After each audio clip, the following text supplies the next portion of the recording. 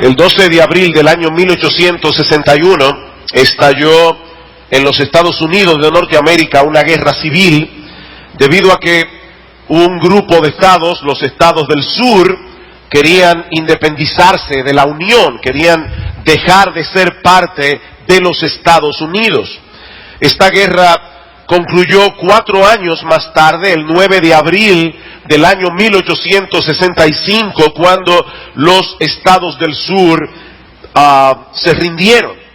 Y aunque fueron varias las causas que finalmente provocaron la derrota de los estados sureños, leí recientemente que una de las armas más poderosas que usaron los estados del norte fue diseminar entre ellos dinero falso. Dinero falso. Crearon tal confusión, tal desconfianza en su propia moneda, que eso aceleró su derrota. Hoy día se habla mucho de armas de destrucción masiva, y tal vez uno no piensa en el dinero falso como un arma de destrucción masiva, pero hermanos, imagínense lo que sucedería en un país si de repente nadie estuviera seguro del dinero circulante. Yo supongo que ninguno de ustedes aquí hace una investigación minuciosa de cada papeleta que manejan en una transacción económica para ver si se trata de dinero verdadero. Si la mayoría de la población se volviera suspicaz en lo tocante al dinero que usamos diariamente, la economía se convertiría en un caos. Pues esa es exactamente la misma táctica que usa el enemigo de las almas para desprestigiar el Evangelio. Es tanto el Evangelio falso que circula a través de los medios de comunicación que mucha gente reacciona con confusión y escepticismo cuando se les predica la palabra. Y no tenemos que ir muy lejos. Recientemente tuvimos el caso triste de Harold Camping y su anuncio del fin del mundo. Según Camping, el Señor volvería a la tierra a buscar a los suyos el pasado sábado 21 de mayo como preámbulo del fin del mundo, que según él ha de ocurrir el 21 de octubre de este mismo año. Por supuesto, el sábado 21 llegó, no pasó absolutamente nada de lo que Camping profetizó. El problema es que su fracaso no solo lo pone a él en evidencia, sino que provoca que muchos se burlen de la fe cristiana, como si la conducta errática de Camping evidenciara una debilidad del cristianismo. Y lamentablemente su caso no es el único. Estamos literalmente inundados de predicadores que prometen todo tipo de cosas supuestamente relacionadas con el Evangelio. Desde una vida exitosa, definida obviamente en términos de prosperidad terrenal, una buena casa, un buen sueldo, buen carro, hasta la panacea que cura todo tipo de problema emocional. Pero si bien es cierto que el Evangelio puede contribuir a una vida emocionalmente estable, en realidad el Evangelio es mucho más que una especie de terapia psicológica, como espero demostrar en esta mañana a la luz de 1 Corintios capítulo 15. 1 Corintios capítulo 15, quiero usar este pasaje para responder una pregunta muy simple. ¿Qué es el Evangelio? ¿Qué es el Evangelio? Dice Pablo: además os declaro, hermanos, el Evangelio que os he predicado, el cual también recibisteis, en el cual también perseveráis, por el cual asimismo si retenéis la palabra que os he predicado, sois salvos, si no creísteis en vano. Porque primeramente os he enseñado lo que asimismo recibí, que Cristo murió por nuestros pecados conforme a las Escrituras, y que fue sepultado, y que resucitó al tercer día conforme a las Escrituras. Este es uno de los pasajes claves del Nuevo Testamento en lo tocante al Evangelio. Si queremos saber con certeza lo que es el Evangelio, inevitablemente tenemos que considerar esta porción de la carta de Pablo a los Corintios.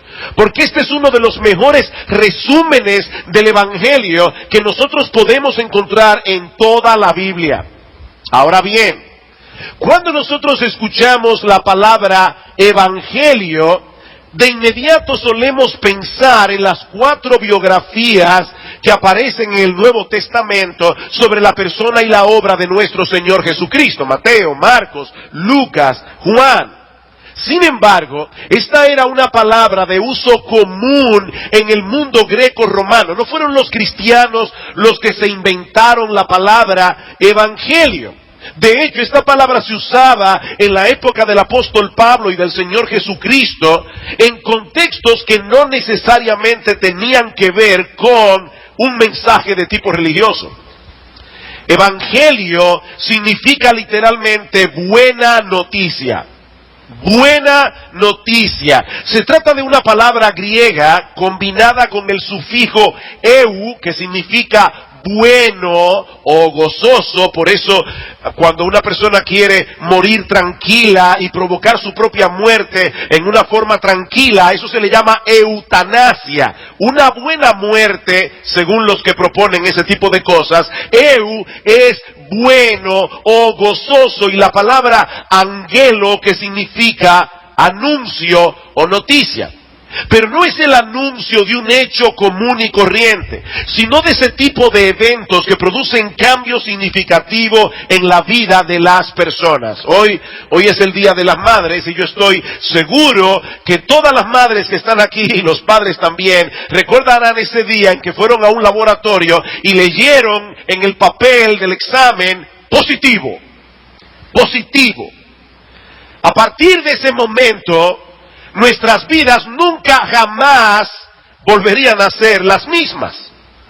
Pues la palabra que se usaba en tiempos bíblicos para señalar el anuncio de ese tipo de eventos que suelen producir cambios significativos en la vida de las personas era precisamente la palabra evangelio. Por ejemplo, cuando Grecia derrotó al imperio persa en la famosa batalla de Maratón en el año 490 antes de Cristo, el general Milcíades decidió enviar al soldado más veloz de su regimiento, el corredor Filípides, para comunicar esa buena noticia, ese evangelio a los atenienses. Y cuenta la leyenda, que seguramente muchos de ustedes han oído, que Filípides recorrió 42 kilómetros, los 42 kilómetros que había entre los campos de Maratón y la ciudad de Atenas, corriendo tan velozmente que cuando llegó a la ciudad solo pudo decir: hemos vencido, y allí mismo cayó muerto. Es precisamente en honor de esa proeza que se realiza el llamado maratón, que no es otra cosa que un recorrido de 42.195 kilómetros, la distancia que supuestamente recorrió Filípides en aquel día. Esos 195 metros de más se añadieron en Londres en el año 1908 para que el final del maratón coincidiera con el palco donde estaba sentada la reina. Y desde esa época hasta hoy, en el maratón se recorren 42.195 kilómetros. Ahora, hermanos, imagínense el impacto de esa buena noticia entre los atenienses. Lo que Filípides les estaba comunicando era que los persas habían dejado de ser una amenaza, que ahora podían disfrutar de paz y seguridad, no por lo que esos habitantes que estaban recibiendo la noticia habían hecho, porque ellos no habían hecho nada. Ellos estaban recibiendo la noticia de lo que esos soldados que estaban en el campo de batalla habían logrado a favor de ellos. De manera que el evangelio es el anuncio de algo extraordinario, algo trascendente que ha sucedido a favor de una persona o de un grupo de personas y que cambiará sus vidas de forma significativa. Y eso nos muestra de entrada la enorme diferencia que existe entre el cristianismo y cualquier otra filosofía o religión. Las demás religiones intentan proveer al hombre buenos consejos. Consejos que les ayuden a vivir una vida buena aquí en la tierra y a conectarse con Dios de alguna manera y recibir de esa manera su bendición. Esta es la forma como tú debes vivir si quieres ganar, alcanzar el favor de Dios. Pero el cristianismo no tiene nada que ver con esto. El cristianismo es el anuncio, es la proclamación de la gran victoria de la obra que ya Dios hizo a favor de pecadores en la cruz del Calvario. No es un consejo, es un anuncio. Ya Dios hizo algo en un punto de la historia, algo que debes recibir por fe para alcanzar su favor. Noten una vez más los versículos 3 y 4. Dice Pablo, porque primeramente os he enseñado lo que asimismo recibí. Noten cómo Pablo define aquí, resume aquí lo que es el Evangelio. Que Cristo murió por nuestros pecados conforme a las Escrituras y que fue sepultado y que resucitó al tercer día conforme a las Escrituras. Hay varias cosas aquí a las que yo quiero llamar vuestra atención en esta mañana. Lo primero es que los hechos que el Evangelio anuncia giran en torno a una persona. Cristo murió por nuestros pecados. Cristo fue sepultado. Cristo resucitó al tercer día. Si se pudiera probar que alguno de estos hechos históricos mencionados aquí como resumen del Evangelio en realidad no ocurrió, el Evangelio perdería por completo su razón de ser. Y yo sé que eso no es lo que normalmente escuchamos en el día de hoy. Muchas personas parecen pensar que lo importante de una religión es la forma como te ayuda a ser una mejor persona. Si el cristianismo ha hecho de ti un mejor ser humano, menos egoísta, más entregado a los demás, entonces no importa si Cristo fue un personaje histórico, real, o si simplemente se trata de una leyenda. Lo importante es el efecto positivo que esa creencia ha producido en ti. No. Si Cristo fue una leyenda, o cualquiera de esos eventos a que se asocian con él en el Evangelio es un hecho ficticio, entonces el cristianismo no tiene ningún valor. ¿Qué hubiese sucedido si Filípides, el corredor de maratón, hubiese llegado a los atenienses con este mensaje? He venido a traerles un mensaje de paz y seguridad. No importa si nuestro ejército venció o fue derrotado en la batalla de Maratón. Lo importante es que cada uno de ustedes disponga su ser interior para pensar positivo y ser una mejor persona. Eso no hubiese tenido ningún sentido.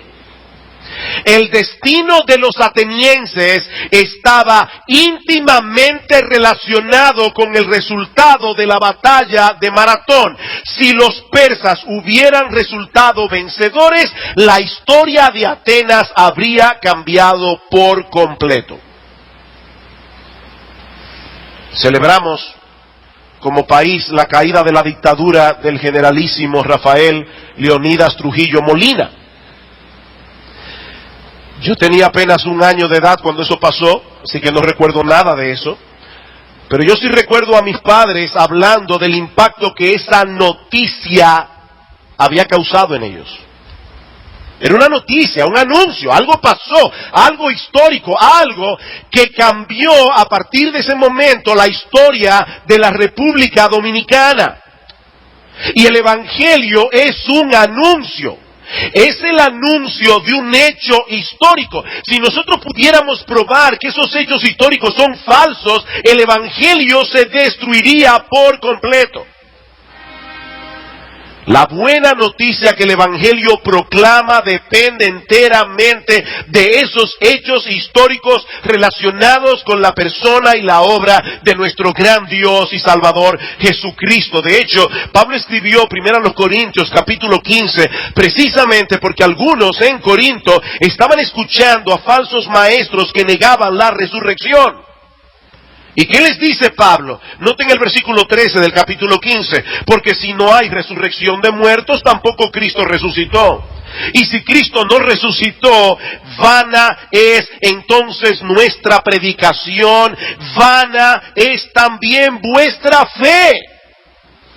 El Evangelio no tiene sentido sin la resurrección.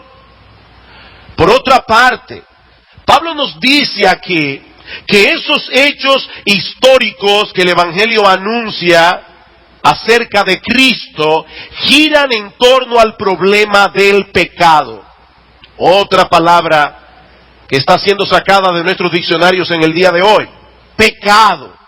¿Qué dice Pablo, versículo 3? Porque primeramente os he enseñado lo que asimismo recibí, que Cristo murió por nuestros pecados, conforme a las Escrituras. Lo que hace del Evangelio la noticia más importante, más trascendental que un ser humano haya escuchado jamás, es que tiene que ver con el más serio de los problemas con el que los seres humanos han tenido que lidiar jamás. Por eso alguien dijo una vez que si nuestro más grande problema fuera económico, Dios habría enviado un economista. Si nuestro más serio problema fuera psicológico y emocional, Dios hubiera enviado a un psiquiatra celestial. Si nuestro más serio problema fuera un problema de salud, Dios habría enviado a un médico. Pero Dios envió a un Salvador. A un Salvador. Porque el más serio problema del hombre es su pecado. El más serio problema del hombre es el hecho de que en incontables ocasiones hemos transgredido la ley de Dios. Por eso es que la buena noticia que el Evangelio anuncia no puede ser recibida con gozo por aquellos que desconocen la mala noticia que el Evangelio presupone. Voy a decir eso otra vez. La buena noticia que el Evangelio anuncia no puede ser recibida con gozo por aquellas personas que desconocen la mala noticia que el Evangelio presupone. Mi amigo, déjame hacerte una pregunta. Y por favor, no me la vas a responder a mí. Yo quiero que tú te la respondas a ti mismo en el tribunal de tu conciencia. ¿Cómo tú te sientes cuando la justicia es burlada?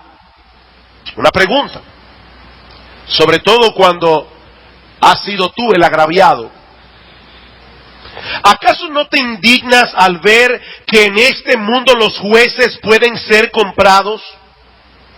Y que cualquier delincuente puede hacer de las suyas siempre y cuando tenga los recursos suficientes para comprar una sentencia. ¿Cómo tú te sientes? Yo quiero que tú te respondas esa pregunta en el tribunal de tu conciencia.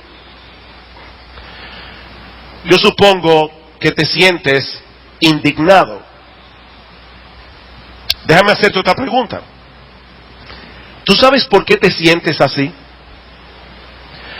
Porque tú fuiste creado a la imagen de un Dios perfectamente santo, perfectamente justo, un Dios que de ninguna manera puede pasar por alto las transgresiones que se cometen contra su ley moral. La Biblia enseña claramente que todos compareceremos algún día ante el tribunal de Dios, con la agravante de que Él conoce tu vida hasta en el más íntimo de los detalles.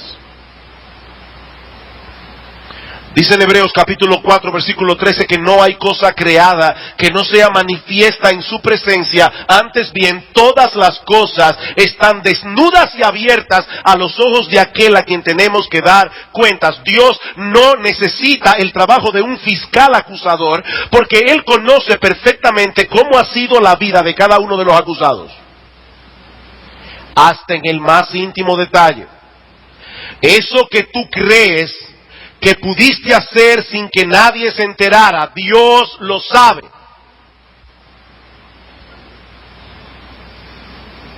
Es por eso que en ese tribunal ningún ser humano podrá salir absuelto si se le juzga en base a su comportamiento en este mundo, porque todos somos culpables.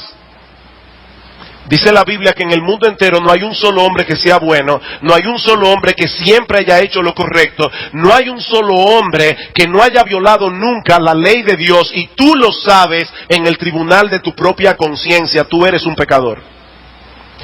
Pero es ahí precisamente donde entra en juego la buena noticia del Evangelio. Cristo murió por nuestros pecados, dice Pablo. Siendo el perfecto Hijo de Dios, la segunda persona de la Trinidad, Cristo se hizo hombre para vivir una vida de obediencia perfecta a la ley de Dios y luego morir en una cruz en lugar de todos aquellos que violaron esa ley en incontables ocasiones y a los cuales Él vino a salvar. Para ponerlo en palabras más sencillas, Cristo vino a hacer con nosotros un cambio de expediente. Eso es el Evangelio. Es el anuncio de que Cristo vino a hacer con nosotros un cambio de expediente. Él decidió tomar sobre sí el castigo que nosotros merecemos por causa de nuestros pecados, y al mismo tiempo nos otorgó de pura gracia las bendiciones que Él merece de parte de Dios por su obediencia. Escuchen cómo lo dice Pablo en 2 Corintios capítulo 5 versículo 21. Al que no conoció pecado, por nosotros Dios lo hizo pecado, para que nosotros fuésemos hechos justicia de Dios en Él. Yo decía que 1 Corintios 15, 1 al 4 es un buen resumen del Evangelio. Bueno, esto es otro buen resumen del Evangelio que encontramos en el Nuevo Testamento. El que entiende la enseñanza de ese versículo que yo acabo de mencionar, entiende perfectamente el Evangelio. ¿Qué dice Pablo aquí? Que Cristo no conoció pecado. Y cuando Pablo dice aquí que Cristo no conoció pecado, obviamente no lo dice en el sentido de que Él no tuviera conocimiento intelectual de que el pecado existía, o de que Cristo fuera incapaz de identificar el pecado en la vida de otros. Lo que Pablo intenta comunicarnos es que Cristo nunca conoció en la práctica lo que implica cometer un pecado, porque Él nunca pecó. Su récord está perfectamente limpio en la presencia de Dios. Ahora, tú y yo sí conocemos el pecado, porque lo cometemos todos los días.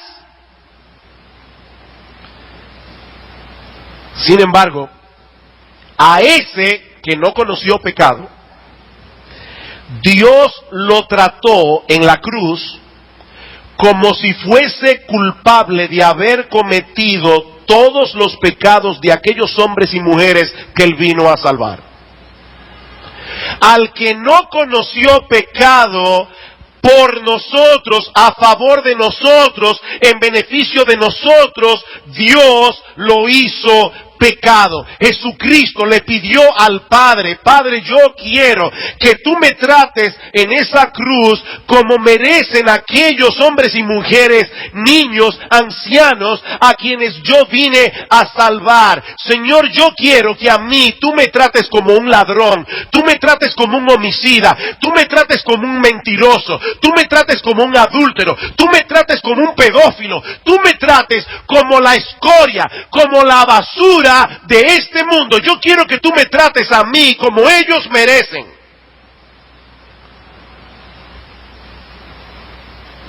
¿Se dan cuenta que no es un buen consejo que el Evangelio proclama? Es un anuncio.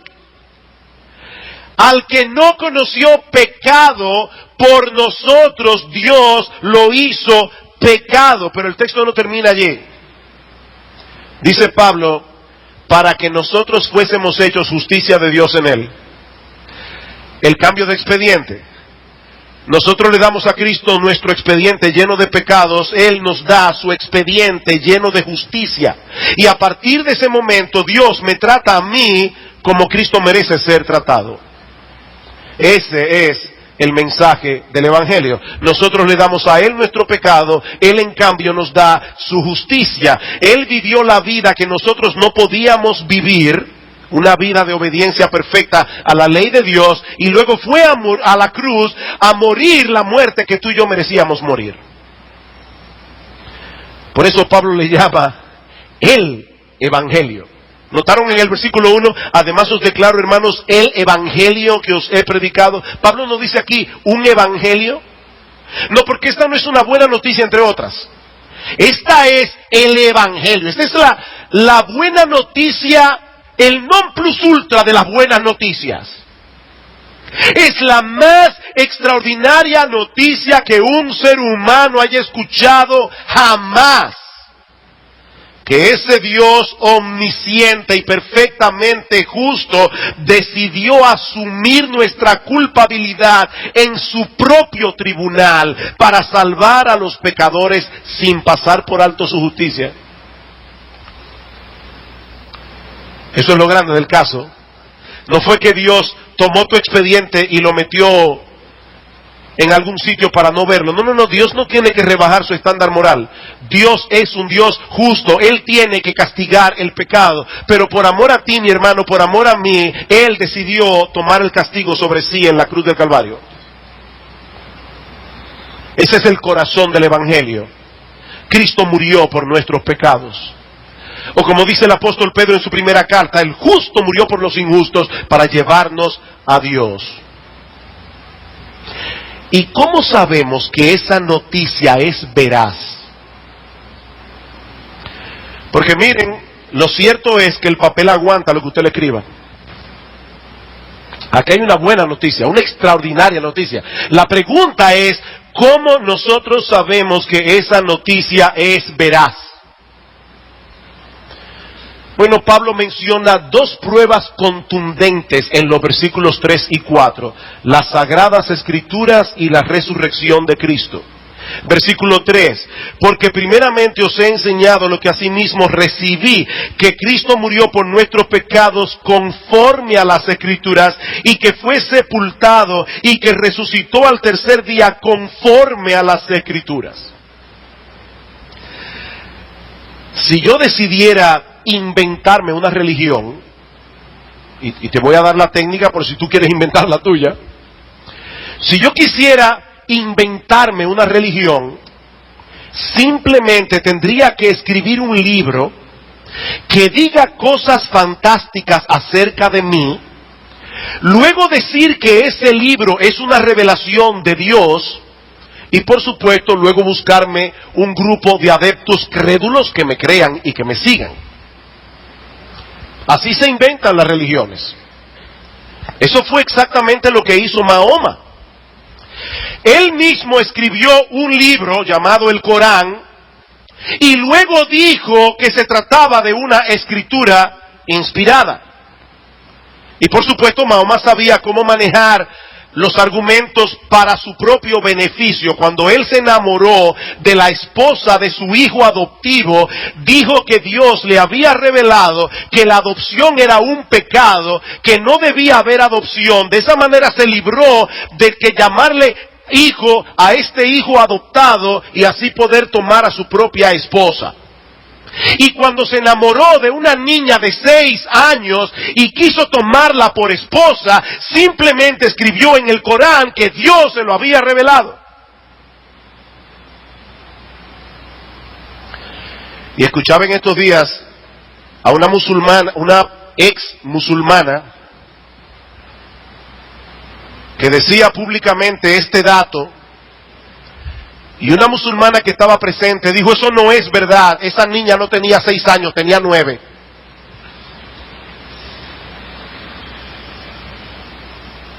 Yo puedo inventarme una religión.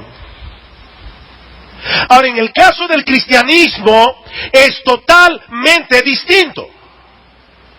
El cristianismo descansa en un libro llamado la Biblia, que es en realidad un conjunto de 66 libros escritos por más de 40 autores en el lapso de más de 1500 años y que de principio a fin tiene exactamente el mismo mensaje. No hay contradicción ni de Génesis hasta Apocalipsis. La persona del Mesías prometido es el centro de las Escrituras. Por eso Cristo dijo en cierta ocasión a los líderes religiosos de Israel que conocían muy bien el Antiguo Testamento: escudriñad las Escrituras, porque a vosotros os parece que en ellas tenéis la vida eterna, y ellas son las que dan testimonio de mí, dice el Señor. De mí. Todos los profetas anunciaron con lujo de detalles no solo las circunstancias de su vida, sino también las circunstancias y significado de su muerte. Pablo dice: Cristo murió por nuestros pecados conforme a las Escrituras. Eso es lo que la Biblia estuvo anunciando por cientos de años, mucho tiempo antes del nacimiento de Cristo. ¿De qué familia sería? ¿Dónde iba a nacer? ¿En qué fecha iba a nacer? Daniel capítulo 9. ¿Qué tipo de muerte iba a morir? Tomen por ejemplo Isaías 53. Isaías 53. Escrito 700 años antes de Cristo.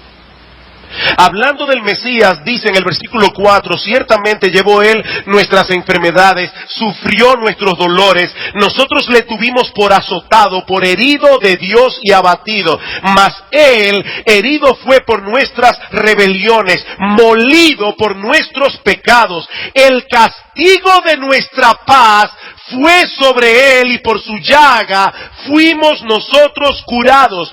Todos nosotros nos descarriamos como ovejas, cada cual se apartó por su camino, mas el Señor Jehová Dios cargó sobre él el pecado de todos nosotros. 700 años antes del nacimiento de Cristo, Isaías dijo exactamente lo que Pablo dice en 1 Corintios 15:3: Cristo murió por nuestros pecados conforme a las Escrituras. Dios anunció todas esas cosas de antemano para que en el día del juicio absolutamente nadie tuviera ninguna excusa por su incredulidad. Pero no solamente tenemos la Biblia en nuestras manos, sino también el poderoso testimonio de una tumba vacía.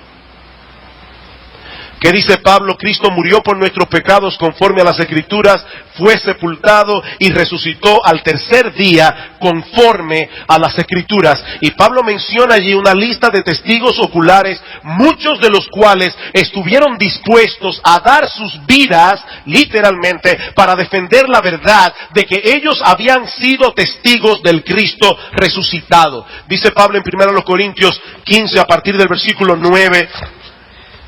y que apareció a Cefas, es decir, a Pedro, y después a los 12, después apareció a más de 500 hermanos a la vez, de los cuales muchos viven, dice Pablo.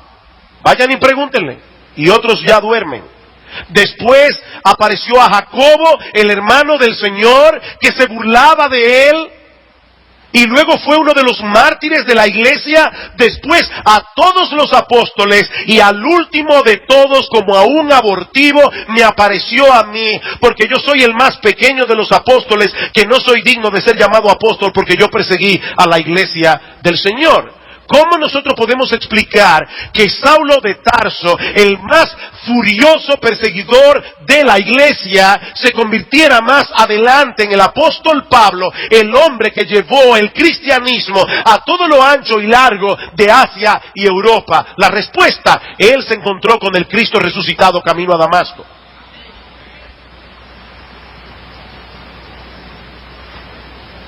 Así que lo que hace veraz el Evangelio no es el hecho de que un grupo de personas clame ahora ser más feliz o tener una vida más plena de la que tenían antes de conocer a Cristo.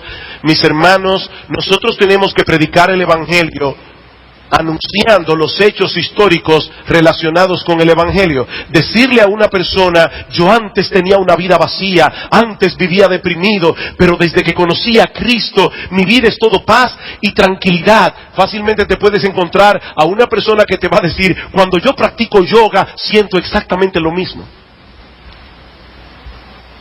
No, lo que hace veraz el Evangelio no es eso. Lo que hace veraz el Evangelio no es el hecho de que muchas vidas destruidas de repente parecen haber sido recompuestas, aunque eso es verdad. No. La veracidad del Evangelio descansa en los hechos históricos que ocurrieron en Jerusalén durante el reinado de Tiberio César. Que el Mesías, anunciado por los profetas del Antiguo Testamento, murió en una cruz crucificado como un criminal para pagar los pecados de su pueblo. Y al tercer día resucitó de los muertos, mostrando así que la obra de redención había sido consumada. Si esa tumba no hubiera estado vacía cuando los discípulos comenzaron a predicar el Evangelio, hubiera sido muy fácil destruir al cristianismo allí mismo. Solo había que mostrar el cuerpo muerto de nuestro Señor, pero ese cuerpo nunca apareció. Hemos visto entonces que el Evangelio es el anuncio, es la proclamación de un hecho histórico, la buena noticia de lo que Dios hizo a nuestro favor a través de la persona y la obra de su Hijo para rescatarnos de la condenación del pecado y reconciliarnos con Él.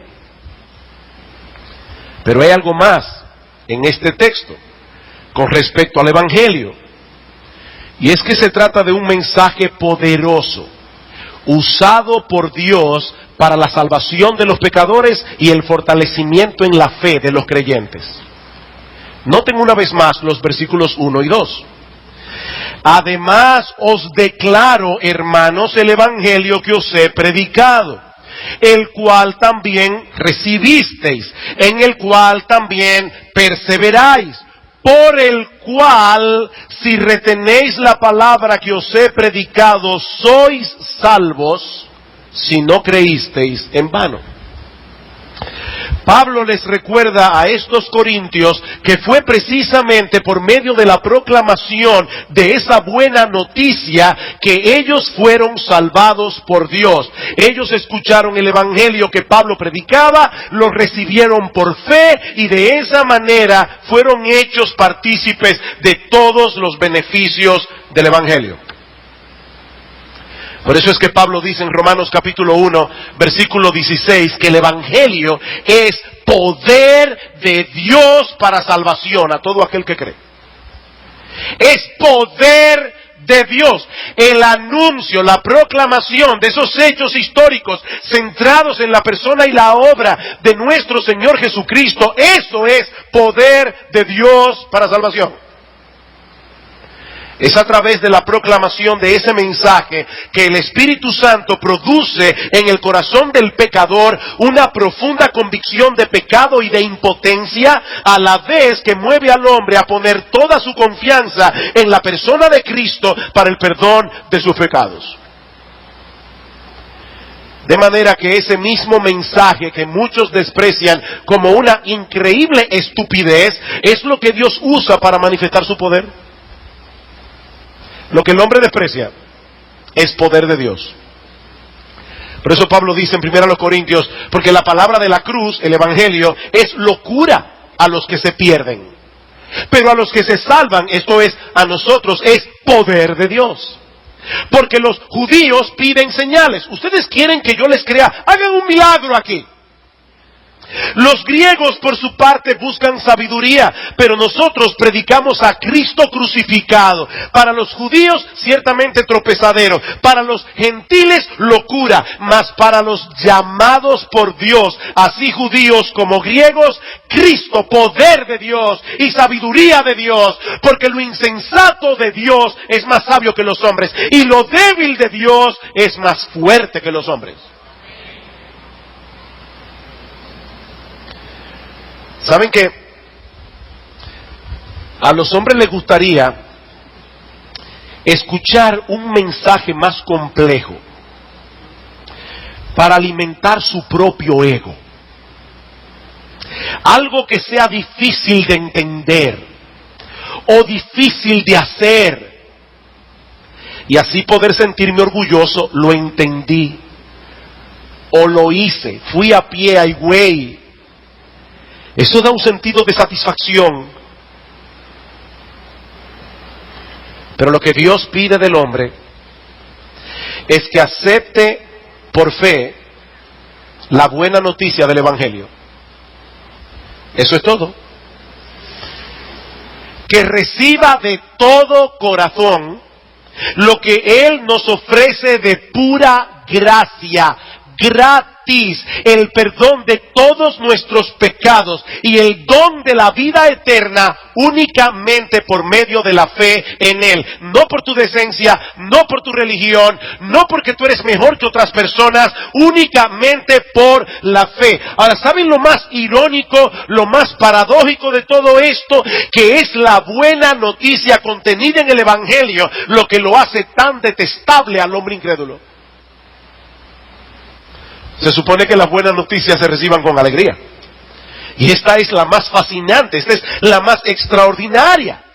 Pero es precisamente la buena noticia del Evangelio lo que lo hace tan detestable. Porque recibir ese mensaje implica un reconocimiento de que somos pecadores y que somos impotentes. El hombre quiere llegar al cielo manejando uno de esos camiones que dicen mi propio esfuerzo. Pero tú no vas a llegar al cielo por tu propio esfuerzo. No, tú vas a llegar al infierno por tu propio esfuerzo.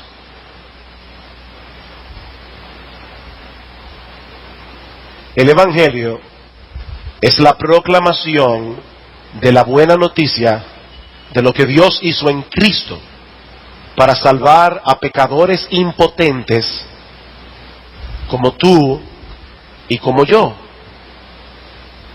El hombre prefiere una religión de buenos consejos, que le aconseje las cosas que tenemos que hacer para contactarnos con Dios, para alcanzar su favor, antes que recibir por fe la buena noticia de lo que Él ya hizo por medio de su Hijo y su obra redentora. Ahora noten, amados hermanos que están aquí esta mañana, que yo dije al principio de este último punto, y ya estamos terminando, que el Evangelio, voy a repetirlo otra vez, es el mensaje poderoso usado por Dios para la salvación de los pecadores y el fortalecimiento en la fe de los creyentes. Mis hermanos, ¿qué es lo que Pablo está haciendo en 1 Corintios capítulo 15? Él está predicando el Evangelio a cristianos. Él está diciendo a los corintios, si hay algo que ustedes necesitan es tener bien claro en sus mentes y corazones el mensaje del Evangelio. Si hay algo que ustedes necesitan, cristianos,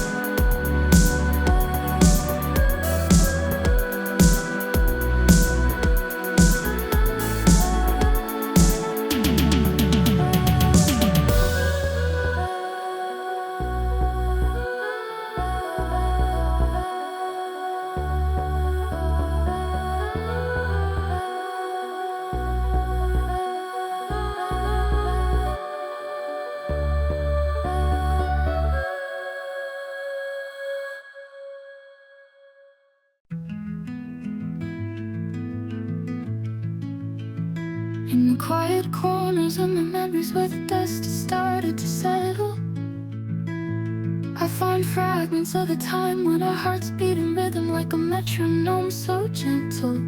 The echoes of laughter still linger in the air as I trace the fading lines of our story. In this symphony of moments, I hear the melody of a love once glorious and gory.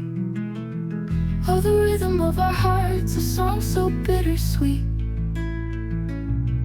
a dance of passion and pain where the past and present meet.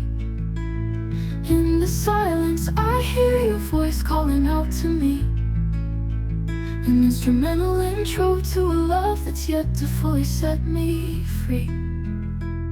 In the canvas of my mind, I paint the memories in art pop hues, in these shades of love where the colors of our souls intertwine subdued. Through the lens of time, I see the beauty in the chaos that we've been, a masterpiece of love, a dance of shadows where the light begins to dim. Oh, the rhythm of our hearts, a song so bittersweet, a dance of passion and pain where the past and present meet. In the silence, I hear your voice calling out to me, an instrumental intro to a love that's yet to fully set me free.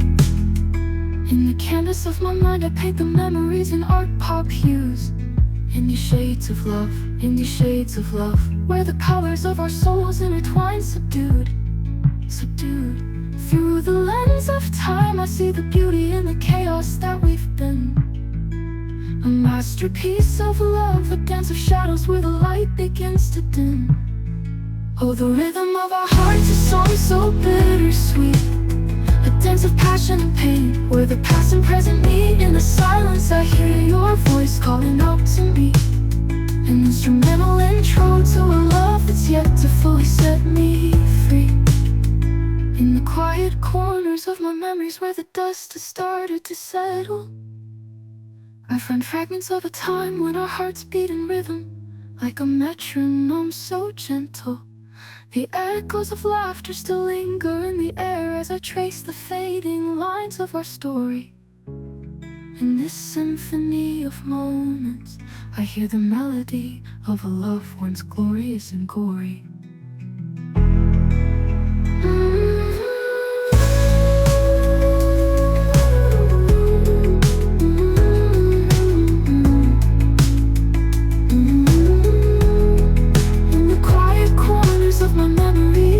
The dust has started to settle, I find fragments of a time when our hearts beat in rhythm like a metronome so gentle. The echoes of laughter still linger in the air as I trace the fading lines of our story. In this symphony of moments, I hear the melody of a love once glorious and gory.